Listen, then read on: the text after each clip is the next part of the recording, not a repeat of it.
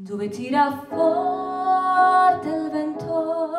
Takáto kniha tu ešte nebola a je pravdepodobné, že už ani nebude. Unikátne trojzväzkové dielo Sixtínska kaplnka vyšlo v slovenčine.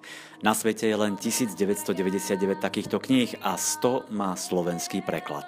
Zobrazujú Sixtínsku kaplnku do najmenších detailov, ktoré pri prehliadke nemáte šancu vidieť, iba v týchto knihách, pripomína taliansky vydavateľ Francesco Iori.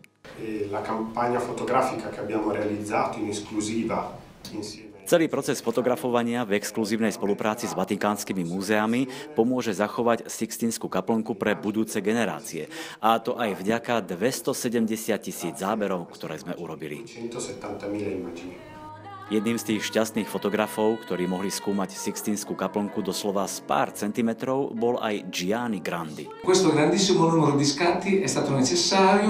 Ten veľký počet záberov nám dovolil zrealizovať naozaj jedinečné knihy, v ktorých máte Sixtínsku kaplnku v mierke 1:1. Takže každý, kto bude listovať v knihách, bude vnímať toto majstrovské dielo, ako by to bola realita.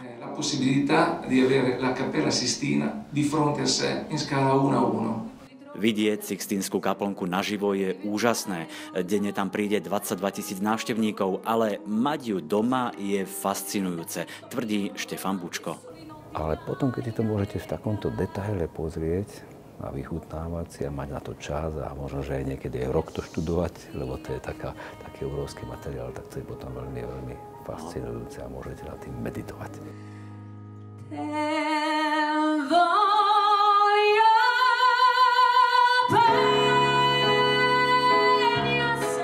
Vďaka týmto trom knihám však objavíte aj to, čo bežní návštevníci Sixtínskej kaplnky nemajú šancu vidieť.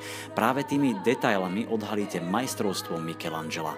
Michelangelo ha usato molte tecniche. Michelangelo už vo svojej dobe využíval rozmanité techniky, čo je krásne vidieť na scéne Posledného súdu či na Delftskej Sibyle. Je to najmä technika osvetlenia, ktorou sa preslávil Rembrandt, ale to bolo až o 100 rokov neskôr. Čiže známy Rembrandtov efekt práce so svetlom vlastne využíval oveľa skôr Michelangelo. Hoci sú knihy postavené na obraze, dôležitý je aj sprievodný text, ktorý preložili manželia Draškabovci. Pre toho, kto chce sa vyznať trošku v tom, čo vidí pred sebou, jednoznačne je potrebné, aby ho vnímal ako istú takú GPS-ku k tomu, čo vidí. Môže si v kľude, v pokoji prečítať a zároveň aj listovať v diele, ktoré má pred sebou. Knihy Sixtínska kaplnka, o ktorých sa všetko dozviete na www.sixtínskakaplnka.sk, vážia 37 kg aj s ochrannou kazetou, stoja vyše 12 000 eur a s takým niečím sa ani kurierská služba bežne nestretáva. Distribúcia tohto typu zásilok nie je úplne bežným štandardom.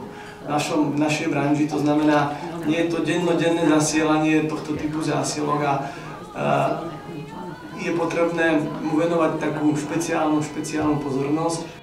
A extra pozornosť dostali od vydavateľstva aj Slováci, pretože naša verzia je v niektorých smeroch unikátna. Napríklad akrylátový obal na knihy je na spodu doplnený o filc, aby škatuľa nepoškriabala povedzme podlahu, ak bude stáť na zemi. Predsa len knihy s obalom vážia 37 kg.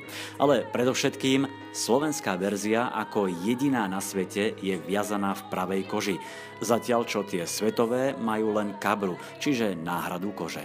Naša verzia, aj talianská, je veľmi pekná, ale pre nás slovenská a česká verzia je srdcovka a veľmi sa teším, že s touto edíciou sme mohli urobiť radosť.